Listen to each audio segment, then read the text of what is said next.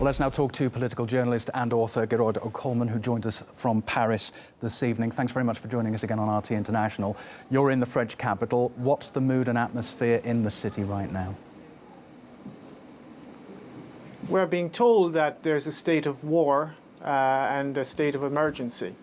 We've had this before. We had this in January, and for several weeks we had non-stop sirens and non-stop chatter on the radio about the threat from radical Islam and terrorist groups and so on.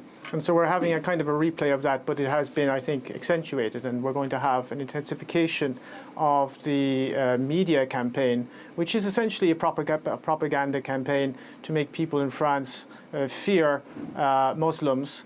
We need to be clear about the origin of the war on terror. The war on terror is, I quote, orchestrated from abroad.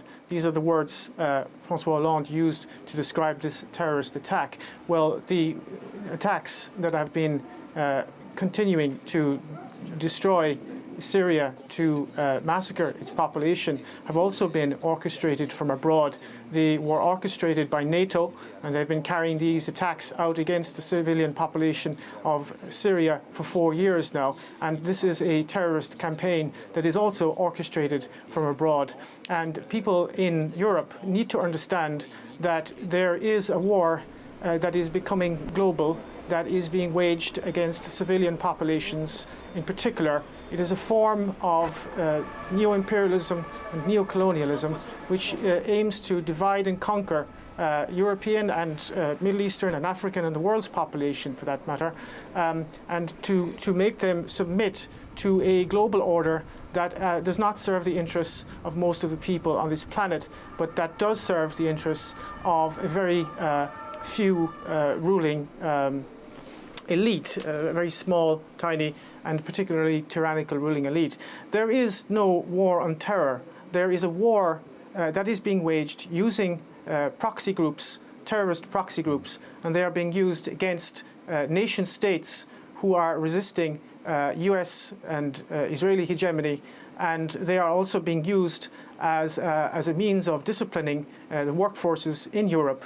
In a period of mass unemployment and austerity, you now have terrorist attacks being committed by terrorists funded, armed and trained by Western intelligence agencies. There is no such thing as ISIS. ISIS is a creation of the United States. We know that from official sources of the US military themselves. Declassified documents from the Defense Intelligence Agency have confirmed that. And the French government is now attempting to drum up support for more military intervention in Syria. And what they want to do is they want to get in on the game. The game is almost lost. The Russians have routed much of the Islamic State. You now have Islamic State militants coming into Europe disguised as refugees.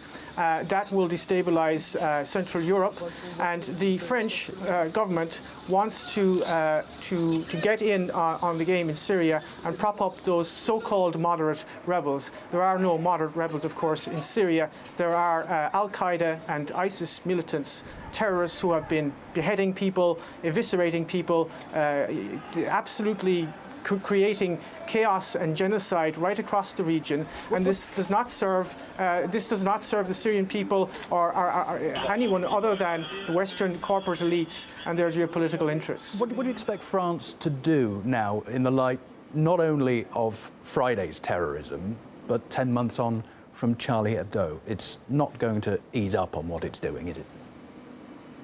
No. Much depends on how the French public will react. We are being bombarded now with a media propaganda campaign. There's this non-stop talk where we're told not to go out in the street. We're supposed to be fearful and keep quiet and so on. I think there is going to be a campaign against dissidents in France. They're very worried about the new media that has emerged in recent years, and they are very worried about the alternative media.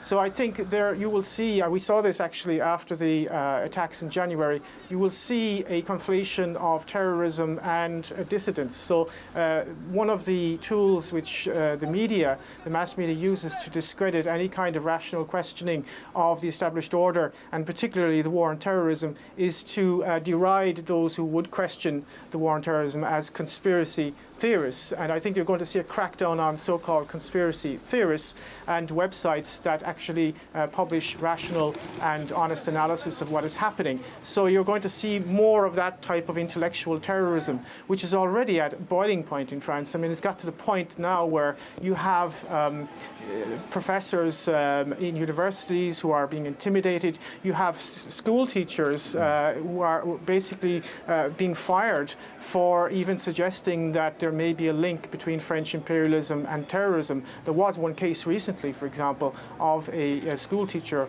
who almost lost his job when he suggested there might be a link between French foreign policy and terrorism. So we are going through a period of deep intellectual terrorism.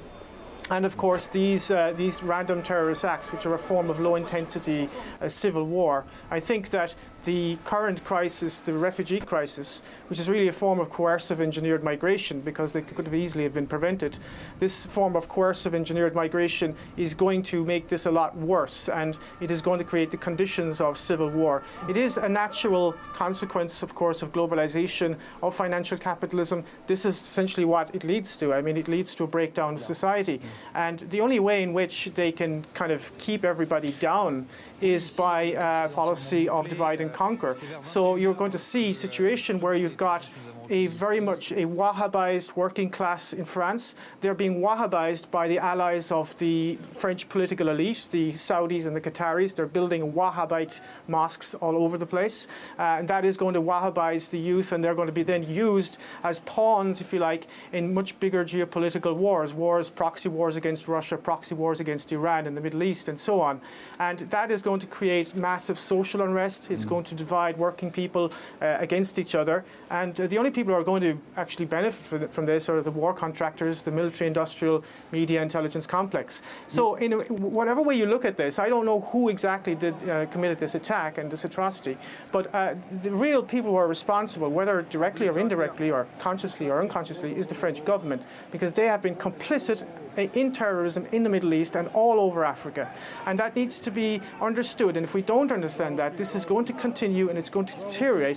We will find ourselves in a situation under military law, martial law, if this continues. So it really needs to be analysed and understood. Can I pick you up on the issue of migrants and refugees? Because one of the terrorists appears to have been a French citizen, another a recent migrant to the country. What do you think this will do to France's policies towards the migrant crisis? Well, I think there is sufficient evidence to suggest strongly, in fact, that the current crisis, I mean, the migration crisis is something that is ongoing, and there are different waves. You've got different waves coming up from Libya, you've got the ones coming up from Syria and up through the Balkans. But the current kind of refugee crisis, as it were, is what I would refer to as coercive engineered migration. This is a term used by Kelly Greenhill, a US academic who wrote an interesting book on this, whereby she shows that migration can be used as a tool by one state to destabilize another state. In this case, it's definitely being used by the United States and Turkey to destabilize the Balkans, Mitteleuropa, which would be Hungary, and of course Germany. And the geostrategic reasons of this are basically go back to classical geopolitics, which is Halford Mackinder's theory of dividing the world island. That is to say, you divide the Eurasian Peninsula from the Baltic Sea to the Black Sea. You create an intermarium there so that you prevent German and Russian unity. And that is why Germany essentially is being kind of overrun with people who are themselves victims of globalization, but they are now being instrumentalized and used as weapons of globalization. And this is one of the key contemporary strategies of US imperialism. You use the consequences of globalization as further tools to further globalization. And I think there is no policy in Europe to to control immigration or anything like that. I think that the key question here is not actually controlling immigration. The key question is stopping this geopolitical destabilization of Europe. And some countries are attempting to do that. Hungary is attempting to do that. Bulgaria is attempting to a certain extent to do that. In other words, trying to find out who's an actual refugee and who isn't. They're prioritizing women and children, for example, in Hungary.